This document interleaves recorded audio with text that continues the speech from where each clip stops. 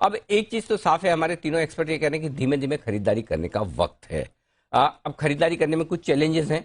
Challenges ये है कि अगर आप रशिया और यूक्रेन के बीच में युद्ध खत्म हो भी जाए, और होगा भी, तब भी बाकी चिंताएं अभी भी है, जिसका जिक्र किया कि चाहे वो अमेरिका में ब्याज दरें बढ़ना हो, या हमारे यहाँ लिक्विडिटी की समस्या है, हमारे यहाँ ब्याज दरें बढ़नी हो, आगे चलते हुए कंपनी की कमाई भी हो, लेकिन कमाई कम भी हो सकती है। लेकिन राहुल जी, इसी में बड़ा सवाल है कि फिर इन्वेस्टमेंट के मौके कहाँ ढूंढने। अगर इस गिरावट में पैसा लगाना है तो सेफ्टी कहाँ है, या फिर कौन सी जगह है जहां पैसा लगाने में हम ज्यादा बेहतर रिटर्न की उम्मीद कर सकते हैं?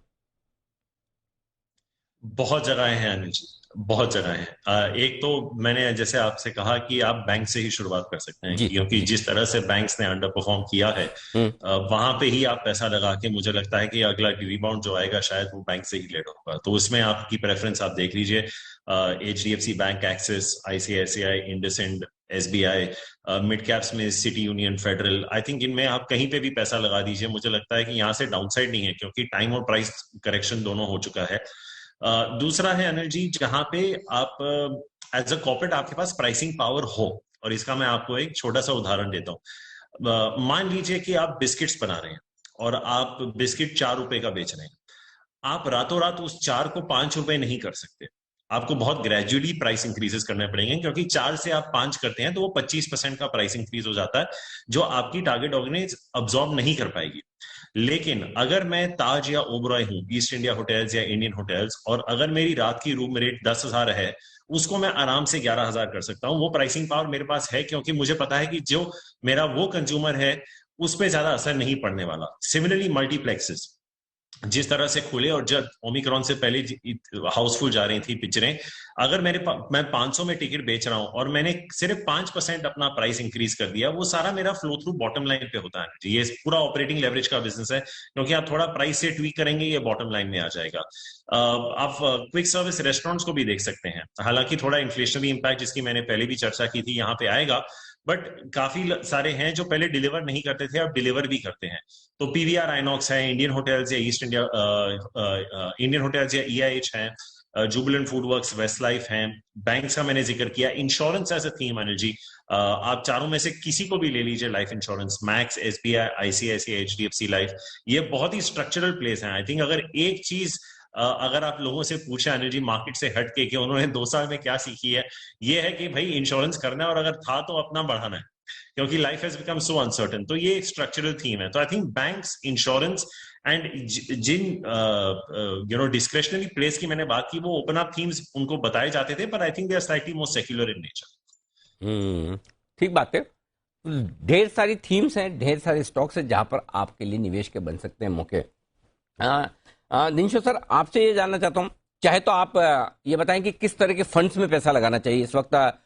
डेट इक्विटी का मिक्स हो, या फिर वो ऐसे इक्विटी फंड जिसमें एसेट एलोकेशन आप खुद करते हैं, आपका जो इंटेलिजेंस है वो इन्वेस्टर्स के काम आए कि कब लार्ज कैप में रहना है, कब मिड कैप में रहना है, कब स्मॉल कैप में रहना है। तो म्यूचुअल फंड इन्वेस्टर्स को कहाँ पैसा लगाना चाहिए? जी देखिए, पहली चीज तो डेट, हम इक्विटी वाले लोग हैं तो हाँ, डेट का तो बिल्कुल।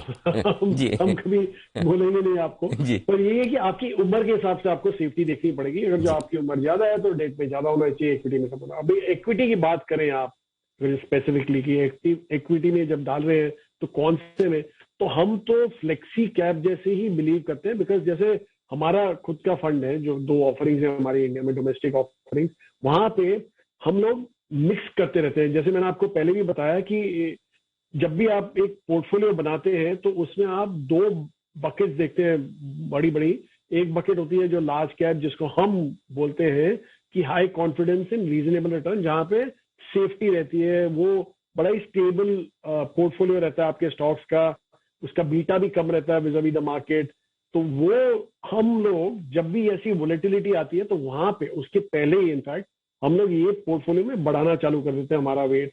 एंड जहां से निकलता है वो वेट है, वो आपके मिड कैप स्मॉल कैप में से निकलता है, बिकॉज वो जरा हाई वोलेटाइल रहता है। तो पर ऐसे सिचुएशन जब आते हैं, जब हमें लगता है कि अभी हो गया है मेन जो फॉल है मार्केट में वो प्ले आउट हो गया है और स्टेबिलिटी दिख रही है आगे चल के, तो वहां पे शिफ्ट ऊपर से नीचे आ जाता है, फिर लार्ज कैप से हम लोग स्मॉल, तो आपका बेसिकली बीटा आप मैनेज कर रहे हैं पोर्टफोलियो का, वोलेटाइल मार्केट में बीटा कम रख रहे हैं, और जब मार्केट का अपसाइड दिख रहा है तब आप बीटा बढ़ा रहे हैं। तो इसीलिए फ्लेक्सी कैप हमें लगता है is the best play to go about. और वहीं पे आपको अगर जो मैनेजर अपना तजुर्बा है उसको पिछले सालों का, जैसे हमारे पास 25-26 साल का तजुर्बा ये सब करती है, और हमने काफी देखे हैं ऐसे, आपने जैसे शुरुआत में ही बोला था काफी ऐसे सिचुएशन देखे, तो हम हमारा पोर्टफोलियो तो लार्ज कैप हैवी पहले ही बनाना चालू कर दीजिए, और इनफैक्ट आपके चैनल पे हमने बोला भी हुआ है काफी टाइम से कि ऐसे कर रहे हैं, तो आई थिंक वहां पे ही रहना चाहिए आपको। ठीक बात है। तो बिल्कुल इक्विटी में धीमे धीमे पैसे लगाएं, फ्लेक्सी फंड्स वाले जो हैं वो इक्विटी फंड ज्यादा अच्छे होंगे आपके लिए। शर्मा साहब, सलाह आपसे भी इसी चीज पर लेना चाहते हैं कि कौन से सेक्टर्स ऐसे हैं जो आपको लगता है कि जब बाजार की रिकवरी होगी तो ये सेफ भी रहेंगे, रिटर्न्स भी अच्छा दे सकते हैं? हमें तो ये समझना चाहिए कि बाजार में अगर रिकवरी न भी हो तो भी ऐसे कौन से सेक्टर्स हैं जो अच्छा परफॉर्म कर सकते हैं। करेक्ट। तो उसके लिए आप इतना देखिए कि जो स्टॉक्स ऊपर से आईटी क्षेत्र और ऊपर से जो कंपनियां एम्प्लॉयमेंट रिलेटेड काम करती हैं, हमने देखा है कि एम्प्लॉयमेंट बहुत तेजी से बढ़ रहा है और इकोनॉमी हमारी तेजी से बढ़ेगी।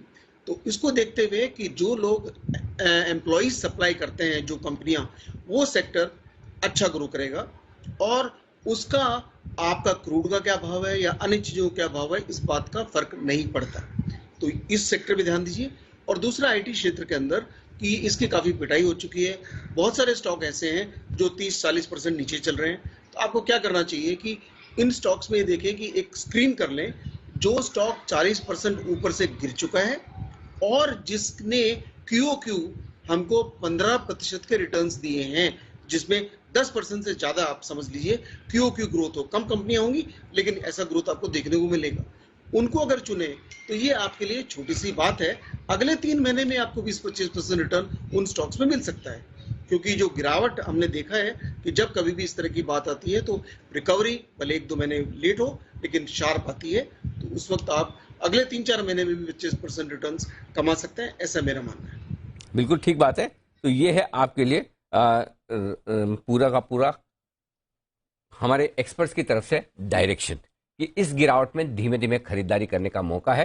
पैनिक ना करें, घबराएं नहीं। हो सकता है थोड़ा सा और नीचे बाजार जाए, एक दिन में बॉटम बनाकर ऊपर नहीं जाएंगे, उतार चढ़ाव भी थोड़ा रहेगा, लेकिन अगर आप डटे रहेंगे, बने रहेंगे, तो ये बाजार आपको पैसे बनाकर जरूर देगा।